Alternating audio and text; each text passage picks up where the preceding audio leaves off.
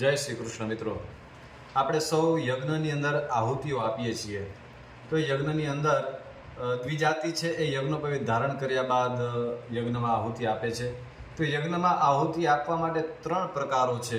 કઈ રીતના આપણે આહુતિ આપી શકીએ? 3 મુદ્રા બતાવી છે શાસ્ત્રોમાં એની.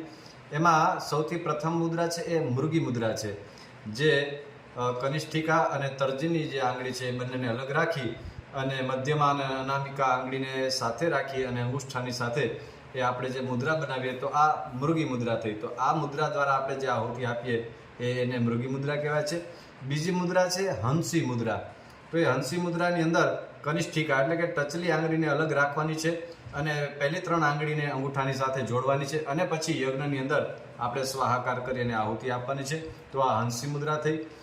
અને ત્રીજી મુદ્રા છે એને સુકરી મુદ્રા કહેવાય છે, કે જેમાં આ બધી આંગળીઓ સાથે મળી અને અંગુષ્ઠાને સાથે લઈ અને પછી યજ્ઞની અંદર આહુતિ આપવામાં આવે. તો પહેલી જે 2 મુદ્રા દર્શાવવામાં આવી એ હંસી મુદ્રા અને મૃગી મુદ્રા છે, એ શાંત પૌષ્ટિક આદિ કર્મની અંદર આપણે સામાન્ય રીતે ઉપયોગ કરીએ તો એ શ્રેષ્ઠ મુદ્રાઓ છે. પણ આ જે સુકરી મુદ્રા છે એ અભિચાર કર્મ એટલે કે તંત્ર માર્ગની અંદર મારણ મોહન આદિ જે કર્મ છે એ કર્મની અંદર આ સુકરી નામની મુદ્રા છે એનો ઉપયોગ કરવામાં આવે છે. અને અન્ય જે પ્રથમ 2 મુદ્રા છે એ સામાન્ય અન્ય યજ્ઞોની અંદર એનો ઉપયોગ કરી શકાય છે. ધન્યવાદ. આપણને સૌને આ રીલ જો ગમી હોય તો અમારા આ ચેનલને આપ ફોલો કરજો અને અમારી યુટ્યુબ ચેનલને સબસ્ક્રાઈબ કરજો. ઇન્સ્ટાગ્રામ ઉપર અમને ફોલો કરજો. જય શ્રી કૃષ્ણ.